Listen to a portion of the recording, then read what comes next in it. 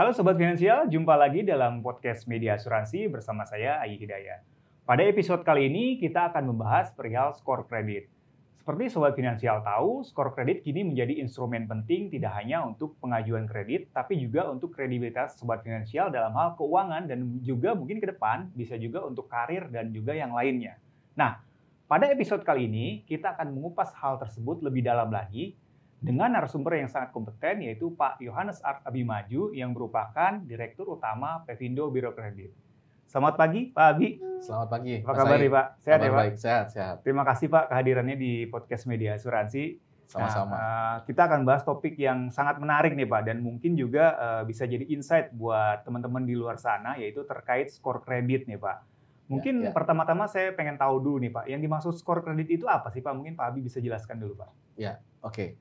Jadi skor kredit ini kalau kita sering mendengar di media ataupun di mana gitu ya, kita mendengarkan skor kredit. Apa sih skor kredit? Skor kredit itu adalah suatu angka yang menunjukkan profil risiko seseorang, apakah seseorang itu layak atau tidak layak mendapatkan kredit.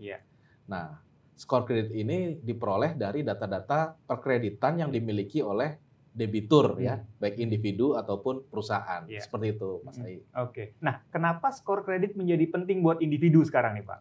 Nah, karena tadi skor kredit ini kan mengukur kelayakan seseorang apakah dia layak atau tidak layak mendapatkan kredit. Nah, dari skor kredit ini tentu kita bisa mengetahui karakter karakter seseorang ini pada saat dia mendapatkan kredit sebelumnya. Apakah dia pada saat mendapatkan kredit ini dia membayar dengan tepat waktu gitu ya, atau membayarnya juga dengan jumlah yang tepat. Nah, dengan dari situ kita bisa melihat jadi skor orang itu baik atau buruk gitu dengan perilaku yang dia lakukan seperti itu. Ya, betul. Nah, data-data apa aja nih Pak Ebi yang membentuk skor kredit kita nih sebagai individu ya? Ya, karena tadi kita berbicara tentang namanya skor kredit gitu ya, Mas Ain. Nah, data-datanya adalah data-data perkreditan. Sumber utama data perkreditan itu adalah data dari SLIK OJK atau Sistem Layanan Informasi Keuangan yang ada di OJK. Nah, namun demikian, kalau di kami, di Pevindo Biro Kredit, selain data dari SLIK OJK, kami juga tambahkan dari data-data perkreditan yang lain. Yang misalnya di luar data SLIK OJK. Misal sebagai contoh adalah data pinjaman di fintech peer-to-peer lending. Ataupun data pinjaman di koperasi, misalnya koperasi simpan pinjam. Nah, data-data perkreditan dari masyarakat seperti itu, ataupun debitur ya kita bicaranya seperti itu. Nah, itu digabungkan menjadi satu. Nah, kemudian dihitung menggunakan suatu metode algoritma. Nah, dari situ kita bisa mengetahui seseorang itu skor kreditnya berapa. Seperti itu.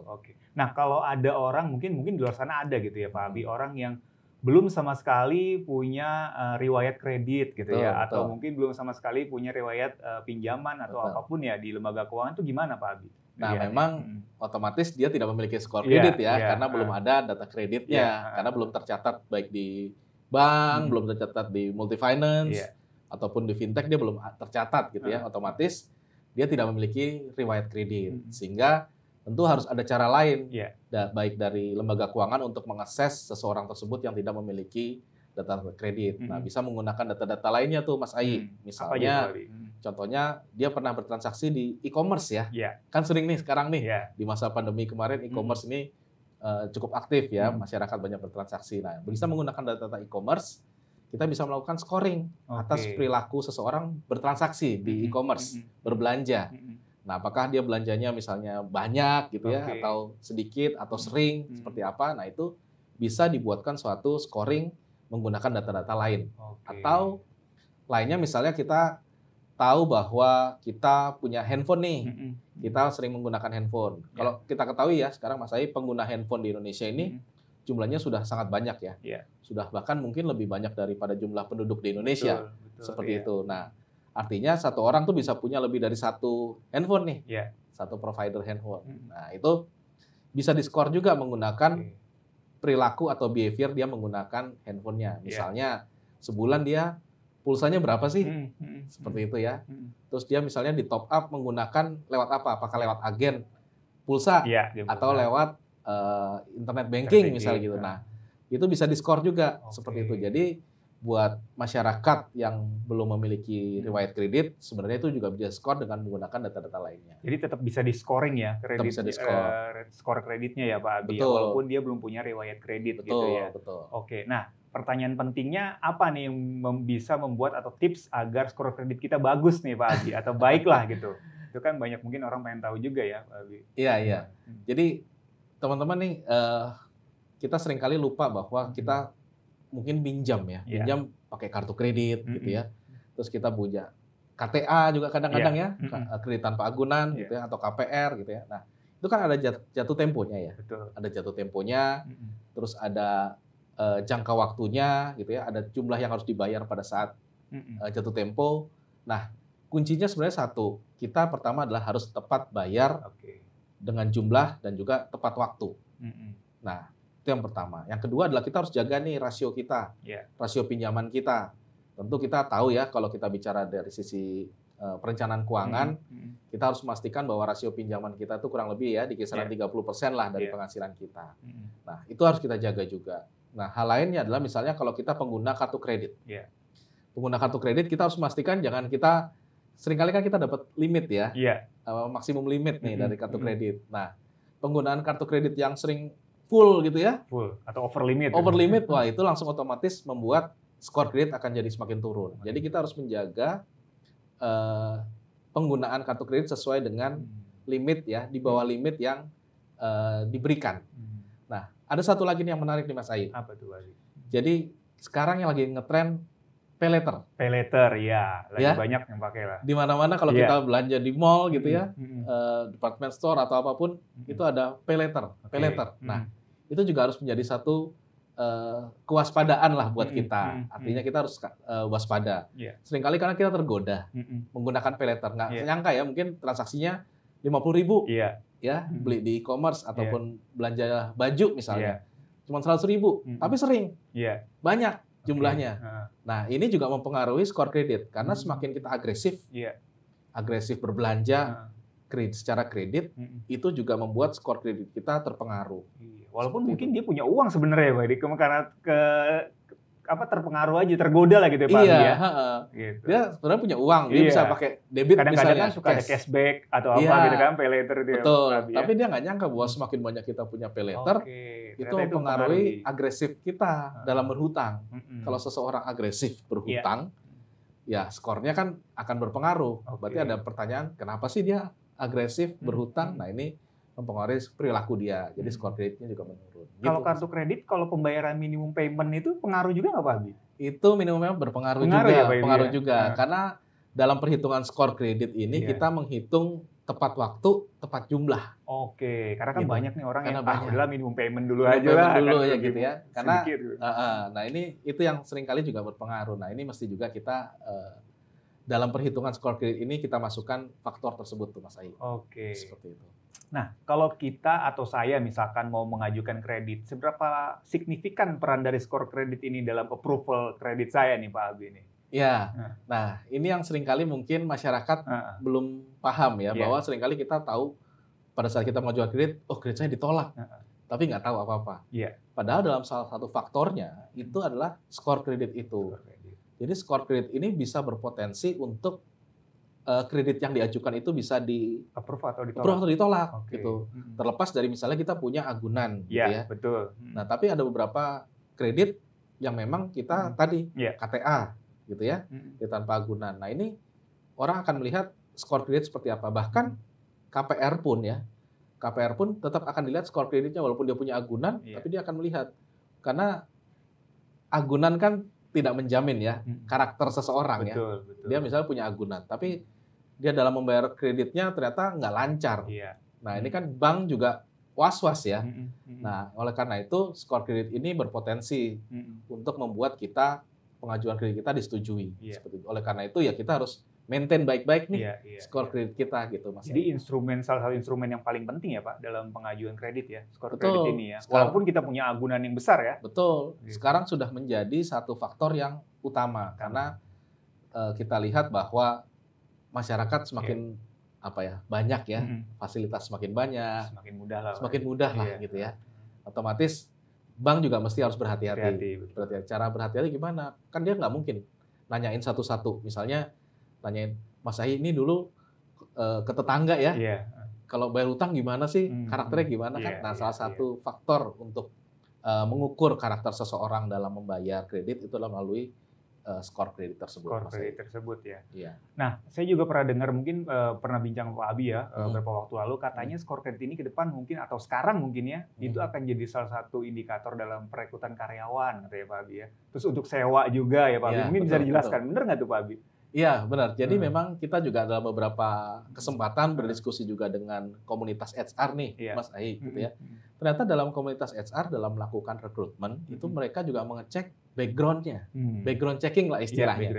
Background checking ini tidak hanya sekedar mengecek dia pernah kerja di mana, pengalamannya di mana gitu ya, terus dicek sama bosnya dulu gimana gitu. Ternyata juga dicek adalah skor kreditnya, karena terutama untuk posisi-posisi kunci ya, yang terkait dengan keuangan gitu ya, terkait hal lain. Nah ini kita melihat bahwa skor kredit ini berpengaruh misal terhadap seseorang calon karyawan. Dikhawatirkan ya, misalnya gini, seseorang punya kredit banyak gitu ya, kemudian juga nggak lancar gitu ya. Nah ini kan berisiko terhadap perusahaan ya, berisiko terhadap perusahaan, dikhawatirkan nanti mempengaruhi misalnya ya, melakukan fraud gitu, apalagi di posisi-posisi kunci gitu ya. Nah ini yang dikhawatirkan. Oleh karena itu salah satu faktor sekarang dalam perekrutan karyawan adalah mengecek skor kredit. Tentu harus, ini kuncinya, tentu harus ada izin juga ya dari calon karyawannya ya. Oh, tetap harus ada izin ya Pak? Harus ada izin. Nggak bisa kita mengecek. Nggak bisa diam-diam ya Pak? Nggak boleh. Karena bagaimanapun juga harus ada istilahnya konsen ya. Betul. Dan seharusnya kalau calon karyawan itu baik-baik ya, tanda kutip istilah tidak ada masalah gitu ya. Harusnya bersedia dong untuk memberikan skor kreditnya seperti apa. Oh, harus ada izin karena mungkin datanya sifatnya confidential ya Pak? Sifatnya confidential dan sangat sensitif kan. Gitu. Kita nggak bisa apa istilahnya memberikan data orang tanpa ada persetujuan dari yang punya. Apalagi sekarang sudah mulai mengarah ke perlindungan data pribadi nih, Mas Ahi ya. Iya, betul. Jadi artinya semua data-data pribadi ini harus mendapatkan persetujuan dari orangnya dan perlindungan yang tepat lah seperti itu. Jadi bisa dikatakan skor kredit ini ada kaitannya juga dengan kredibilitas dari seseorang juga ya Pak Abi, atau reputasi dia seseorang lah gitu ya. Mungkin nggak hanya dari sisi keuangan kali ya, kalau misalkan kayak udah dipakai HR, buat sewa juga nanti begitu. Jadi mungkin ya secara tidak langsung ya, nama dia juga bisa jelek kalau skor kreditnya jelek gitu ya Pak Abi ya, bisa dibilang ya. Iya, itu ke depan itu harus menjadi seperti itu. Istilahnya, saya sih berharap ya ke depan kalau kita ngobrol-ngobrol gitu ya, skor kredit lu berapa sih gitu ya, sama ngobrol-ngobrol sama teman di kafe gitu, skor kredit lu bagus apa jelek gitu ya. Nah ini saya harapkan ke depan ini suatu saat itu sudah menjadi culture lah di Indonesia seperti itu. Jadi kita nggak berbicara soal seringkali kalau dalam berdiskusi gitu ya, skor kredit kita seperti apa, bagus atau jelek, karena itu ke depan akan mempengaruhi tadi reputasi kita gitu ya. Itu bisa dipakai apa saja loh, Mas Ahi. Artinya bukan cuma tadi kredit, terus buat ngelamar pekerjaan, ataupun buat sewa. Bahkan dalam beberapa hal misalnya ya, ini kebetulan mungkin ada pejabat, ini di sini kan media asuransi ya, tentu berada di bawah pengawasan dari OJK ya, asuransi ya. Bahkan dalam beberapa kesempatan misalnya untuk fit and proper misalnya, itu juga harus dicek. Seperti apa? Ini apa latar belakang kreditnya. Nah ini juga menjadi ke depan kita harus semakin aware lah terutama buat masyarakat yang ingin berkarir ya ke depan, memperhatikan reputasi keuangannya. Nah, skor kredit ini harus dijaga sejak awal gitu ya, supaya kita kalau sudah istilahnya bagus kita maintain ya, kalau misalnya pada suatu saat buruk ya harus kita kembalikan lagi supaya lebih baik gitu. Nah, kalau misalkan tadi Pak Abi kan sudah kasih tahu ya tipsnya untuk jadi baik seperti apa. Nah, kalau kita udah buruk nih Pak Abi, cara memperbaikinya gimana nih Pak Abi? Ini penting juga nih supaya orang tahu nih Pak Abi. Kan kadang-kadang kita nggak nyangka ya. Iya, misalnya ya kadang-kadang, wah saya nih ternyata turun nih, udah jelek banget. Nah gimana nih, bisa nggak sih saya perbaiki lagi jadi bagus lagi gitu Pak Abi? Bisa. Jadi sebenarnya jangan khawatir ya. Kadang-kadang tadi misalnya kita telat nih kartu kredit bayar, bisa lupa gitu ya, atau misalnya ada annual fee, kita terlambat gitu, itu langsung turun tuh skor kreditnya. Nah, caranya adalah istilahnya kita harus konsisten nih ke depannya. Kita harus memperbaiki diri misalnya dalam jangka waktu 6 bulan ke depan gitu ya. atau sampai 1 tahun ke depan kita harus konsisten untuk membayar hutang-hutang kita secara tepat waktu dan tepat jumlah. Iya. Nah, itu kuncinya di situ supaya tadi kalau kita sudah konsisten ke depan selama 6 bulan ke depan sampai 1 tahun, ini skor kredit akan pelan-pelan tumbuh baik lagi gitu. Karena jatuhnya skor kredit itu lebih cepat dibandingkan naiknya. Oke, makanya harus dijaga banget ya. Harus jaga banget karena misalnya sekali kita terlambat bayar gitu ya, itu dropnya lebih banyak. Nah, untuk naikinnya lagi harus dilihat dong konsistensinya. Nggak bisa misalnya dia bulan depan bagus, bulan depannya lagi 2 bulan lagi jelek, nggak bisa. Otomatis itu akan memperlambat juga. Jadi kita lihat konsistensi seseorang pada saat dia akan memperbaiki skor kreditnya. Nah itu biasanya berubahnya berapa lama gitu? Ada durasinya nggak Pak Abi skor kredit ini?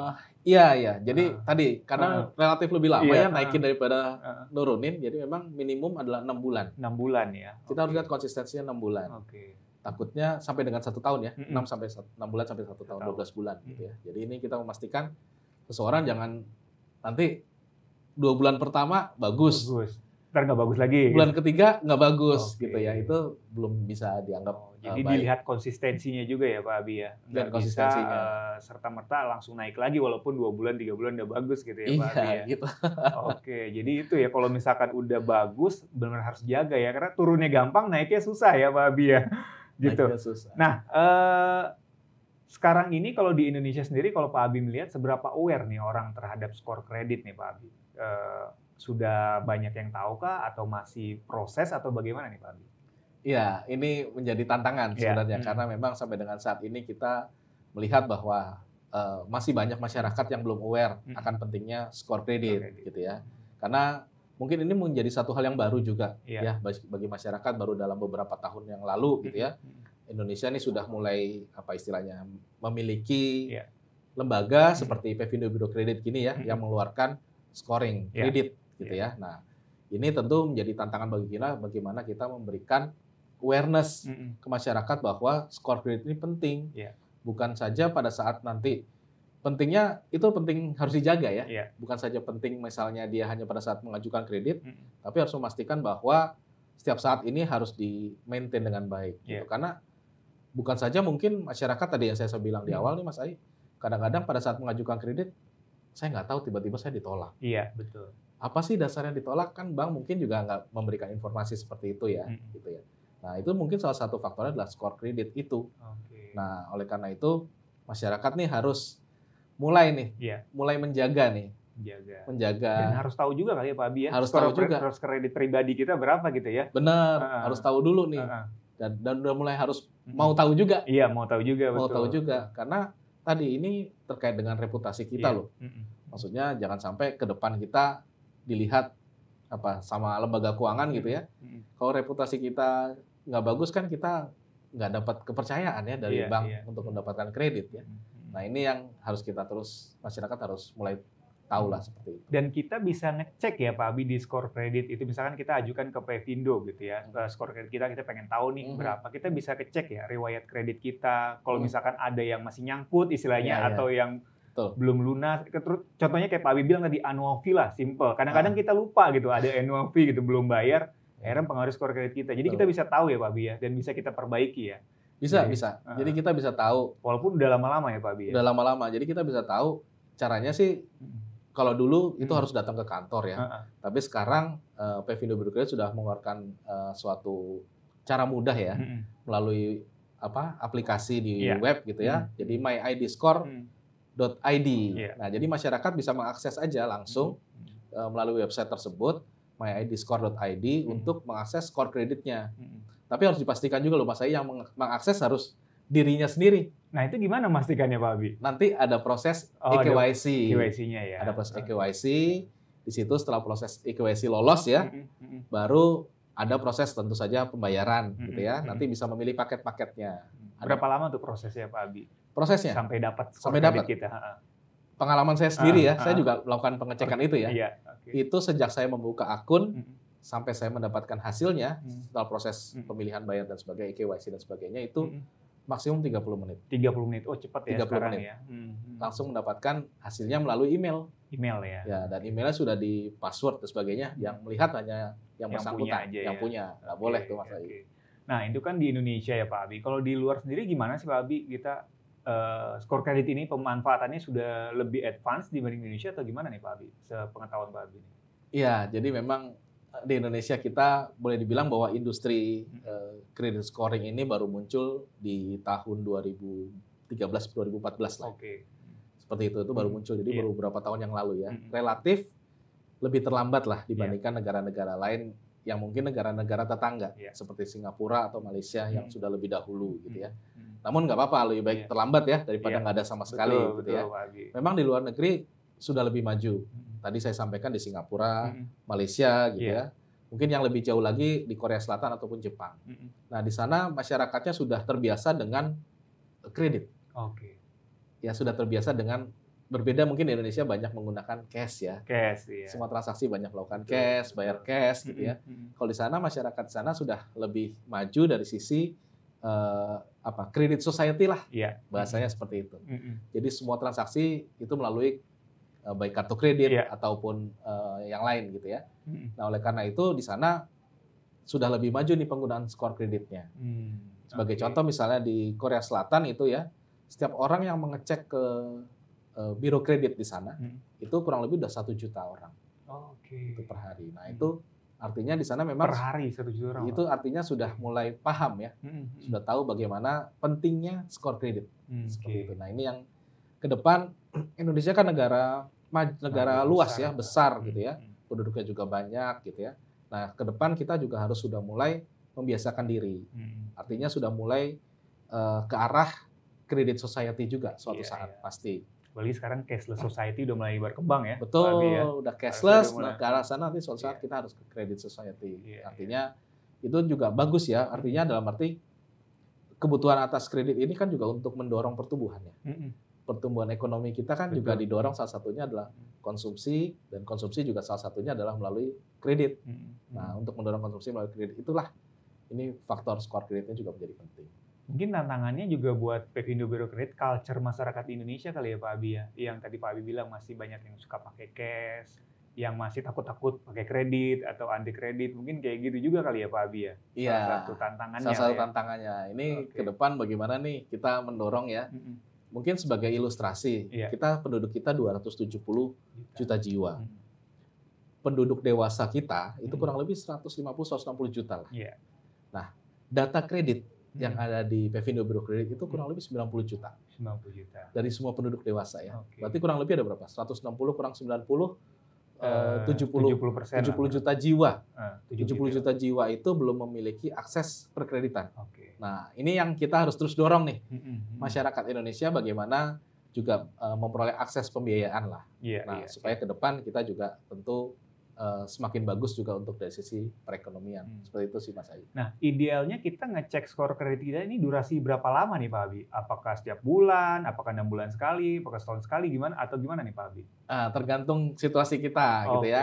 Kalau misalnya kita hanya dalam proses pengajuan kredit gitu ya, tentu sebelum mengajukan kredit sebaiknya kita mengecek untuk memastikan tadi jangan sampai ada annual fee misalnya kartu kredit yang belum dibayar. Jadi kita perbaiki dulu nih sebelum mengajukan kredit. Tapi kalau misalnya pada umumnya misalnya kita tidak mengajukan kredit, tidak ada kredit, kita cukup misalnya setahun sekali. Setahun sekali. Setahun sekali untuk memastikan saja bahwa data-data kita sudah benar. Mungkin siapa tahu salah, misalnya ada data kredit yang seharusnya sudah lunas belum berubah. Belum berubah. Nah, itu suatu saat kita tetap harus ngecek. Itu kita bisa komplain ke lembaga keuangan ya, Pak Abi? Kalau kita pegang data skor kredit kita ya? Bisa. Misalnya kita udah punya nih skor kredit. Loh, kok ada data misalnya KPR? Ini saya sudah lunas loh. Kok masih tercatat ya? Nah, kita lapor ke lembaga keuangan tempat kita meminjam. Tolong dong, ini kan saya sudah lunas. Harusnya sudah dihapus. Gitu. Nanti lembaga keuangannya akan mengurus ke OJK. Sama ada buktinya ya, Pak. Sama ada buktinya. Bukti pembayaran segala macam gitu ya, Pak. Betul. Di samping skor kreditnya tadi ya. Pastinya seperti itu. Nah, ini juga mungkin salah satu pertanyaan atau concern orang banyak nih, Pak Abi. Bagaimana dengan kerahasiaan data kita nih, Pak Abi? Kadang-kadang orang, nanti kalau saya ngecek ke Pevindo, data saya bocor kemana-mana lagi nih, data skor kredit saya atau gimana. Ini gimana nih, Pak Abi, untuk menjawab mungkin pertanyaan banyak orang lah gitu ya. Terjaga nggak nih kerahasiaan datanya kita nih gitu? Untuk mengajukan skor kredit ini, Pak Abi? Ya, jadi yang pertama adalah Pevindo Biro Kreditnya kita berada di bawah pengawasan OJK. Itu yang pertama. Artinya kita harus sesuai dengan peraturan dari OJK. Bahkan setiap tahun OJK akan melakukan audit nih terhadap operasional dari Pevindo Biro Kredit. Itu yang pertama. Nah, yang kedua dari sisi kami sendiri ya, kami juga memastikan data-data tadi terlindungi dengan baik. Kita juga mengadopsi beberapa standar internasional lah untuk memastikan bahwa keamanan informasi ini terjaga. Sebagai contoh, kita mengadopsi ISO 27001. Nah, di lain hal tersebut, dari sisi individu, individu juga memastikan bahwa kan yang boleh mengecek itu setelah mendapatkan konsen dari saya. Jadi orang lain itu tidak boleh mengecek data pribadi orang lain sebelum mendapatkan konsen atau persetujuan. Sehingga itu memastikan bahwa keamanan data kita terjaga. Seperti itu Mas Ai. Termasuk karyawan Pevindo Biro Kredit sekalipun nggak bisa ngecek ya Pak? Nggak bisa. Saya nggak bisa ngecek punyanya Mas Ai, itu nggak bisa. Nggak bisa ya? Nggak boleh. Tanpa persetujuan yang bersangkutan. Tanpa persetujuan yang bersangkutan, nggak bisa. Jadi saya nggak tahu sebenarnya data-data orang tuh nggak tahu. Gitu. Itu benar-benar ada di dalam database kita. Seperti itu. Nah, kalau mengajukan pinjaman, emang ada wacana nggak Pak Abi ke depannya harus melampirkan skor kredit gitu kan dari seseorang gitu sebagai persyaratan ya? Kadang-kadang kan kita kalau mengajukan kredit tuh ada persyaratannya lah ya, KTP lain-lain. Nah, kalau skor kredit ini nanti mungkin ke depan bisa jadi syarat juga nggak sih Pak Abi? Ya, selama ini kan hanya lembaga keuangan yang mengakses ya setelah mendapatkan konsen dari calon debitur. Nah, ke depan ini kalau kita sudah bisa mengakses skor kredit kita bisa bawa loh. Kita bisa bawa ke lembaga keuangan, kita bisa menyampaikan, Pak, Bu, saya udah ngecek ke Pevindo Biro Kredit, skor saya sekian nih. Misalnya skor kita udah bagus ya. Ini seharusnya saya berpotensi ya untuk mendapatkan kredit ya, misalnya seperti itu. Jadi ke depan ini bisa jadi salah satu dokumen penting juga buat kita mengajukan kredit. Nah, satu hal lagi juga bahwa kalau skor kredit kita bagus, kita juga bisa bernegosiasi nih dengan bank. Misalnya kita bisa mendapatkan bunga yang lebih rendah dong, Pak. Karena skor saya kan bagus. Saya juga rajin membayar tepat waktu. Kita bisa mendapatkan negosiasi bunganya lebih rendah ya, Pak. Seperti itu. Ataupun kita bisa mendapatkan jangka waktu yang lebih panjang, misalnya seperti itu. Nah, ini bisa jadi satu faktor buat kita bernegosiasi dengan bank. Jadi pentingnya skor kredit seperti itu tuh, Mas. Jadi memang jadi bisa buat bargain power saya kreditor juga atau ya orang yang mengajukan kredit ya. Mengajukan kredit, ya. Betul. Minta keringanan bunga atau mungkin tenor lebih panjang gitu kali ya, Pak Abi ya. Benar. Seperti itu ya. Jadi manfaatnya banyak sekali nih ke depan ya skor kredit ini ya Pak Abi ya. Betul. Nah, kalau dari sisi Pevindo sendiri ada pengembangan produk lagi kah Pak terkait skor kredit atau mungkin ada hal tertentu di masa yang akan datang yang akan dibuat mungkin Pak Abi? Ya, jadi pertama tadi kita sudah membuat skor kredit untuk masyarakat yang memang memiliki data perkreditan. Kemudian kita sekarang juga sudah memiliki skor kredit bekerja sama dengan lembaga provider telco untuk membuat skor kredit berdasarkan data-data telco. Seperti itu. Ke depan kita akan mengembangkan skor kredit juga buat UMKM. UMKM. Seperti kita ketahui ya, UMKM di Indonesia kan banyak ya, dan itu masih banyak yang belum mendapatkan perkreditan. Ke depan kita akan mengembangkan skor kredit untuk UMKM. Bahkan tidak tertutup kemungkinan untuk asuransi nih. Nah, ini kita harus membuka wacana bagaimana kita membuat insurance score nih Mas Ai ke depan. Nah, suatu saat ini tentu penting buat industri asuransi ya, dalam hal mitigasi risiko juga di industri asuransi. Seperti itu Mas Ai. Kalau misalkan startup bisa nggak kemungkinan Pak? Kalau sekarang kan startup itu ngajukan pendanaan mungkin ke modal Ventura. Ada wacana nggak kira-kira atau mungkin kira-kiranya mungkin nggak ya Pak Abi ya? Jadi skor kredit startup gitu ya. Jadi mereka bisa ajukan ke lembaga keuangan gitu. Bisa dimungkinkan. Bisa dimungkinkan ya Pak Abi. Bahkan startup kan bisa dibilang. Karena sebenarnya kan mereka belum bankable kan. Belum bankable. Sebenarnya ya. Mungkin sama seperti UMKM ya jatuhnya gitu Pak Abi. Tapi bisa juga dicek skor dari foundernya. Iya benar. Iya kan?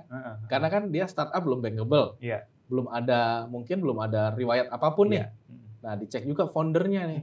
Foundernya gimana? Penggunaan kartu kreditnya, minjem di banknya seperti apa? Jadi dikombinasikan antara skor dari startupnya, misalnya seperti itu, dan juga skor dari individu foundernya, CEO-nya. Nah, para modal Ventura nih bisa mengecek nih, dia sebenarnya gimana nih? Bukan dia ngasih pendanaan, jadi bukan hanya melihat prospek bisnis ke depannya, tapi dicek juga dia sebenarnya karakternya seperti apa. Sekali lagi balik lagi ini adalah karakter seseorang. Ini karena menarik, karena sekarang kan lagi trennya banyak anak muda tuh buka startup lah dibanding bekerja di perusahaan gitu ya Pak Abi ya. Mungkin ini bisa jadi concern juga buat para founder startup nih Pak Abi, dan mungkin juga buat modal Ventura ya. Betul. Yang ngasih pendanaan ke startup ya.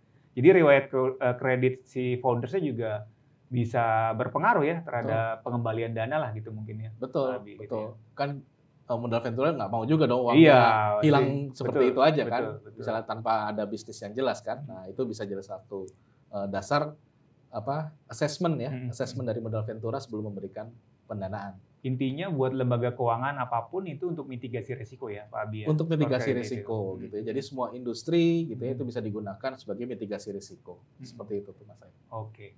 Mungkin terakhir nih pertanyaan dari saya Pak Abi. Kira-kira apa nih mungkin masukan atau saran Pak Abi untuk skor kredit inilah buat seseorang ini supaya bisa dijaga dengan baik gitu Pak Abi ke depannya. Walaupun tadi Pak Abi udah jelaskan juga ya cara menjaga atau meningkatkannya. Gimana nih Pak Abi terakhir? Ya, yang mungkin saya bisa sampaikan tips ya. Tipsnya. Jadi adalah saatnya sekarang nih masyarakat Indonesia untuk mulai mengenal skor kreditnya masing-masing. Karena skor kredit ini bermanfaat ya, bukan saja untuk mengukur reputasi keuangan kita ataupun juga melihat data-data kredit kita, tapi juga untuk masa depan kita. Masa depan kita misalnya kita akan mengajukan kredit, akan untuk melamar pekerjaan, dan untuk hal-hal lainnya terkait dengan kehidupan kita sehari-hari. Karena pentingnya skor kredit ini juga ya nanti harus terus-menerus dijaga. Nah, oleh karena itu saya mengajak nih masyarakat Indonesia untuk mulai, yuk kita kenali dulu nih skor kredit kita kenali reputasi keuangan kita seperti apa, dan ini penting nanti ya sekali lagi untuk masa depan kita dan harapannya tentu buat Indonesia juga seperti itu. Oke, terima kasih banyak nih Pak Abi atas waktunya. Menarik sekali pembahasan kita. Semoga mungkin ke depannya orang-orang makin aware ya dengan skor kredit. Karena ini untuk mereka juga sebenarnya Pak Abi ya. Tidak hanya mungkin tadi ya sisi keuangan, tapi juga mungkin karir ya, dan juga reputasi seseorang juga ya Pak Abi. Itu berkaitan juga dengan skor kredit ini. Kelihatannya simple tapi impact-nya besar gitu ya Pak Abi ya. Betul. Oke. Makasih sekali lagi Pak Abi, mungkin nanti kita bisa berdiskusi lagi tentang skor kredit ataupun topik-topik yang lainnya ya Pak Abi ya. Terima kasih. Mas Ayu. Oke Sobat Finansial, itu tadi perbincangan kita dengan Pak Yohanes Arts Abimanyu, Direktur Utama Pevindo Biro Kredit terkait skor kredit. Jadi skor kredit merupakan salah satu instrumen yang sangat penting, tidak hanya untuk pengajuan kredit, tapi juga untuk kredibilitas kita sebagai seseorang gitu atau individu di masa yang akan datang gitu ya. Terima kasih sudah menyaksikan. Sampai jumpa lagi di episode mendatang. Salam Sobat Finansial.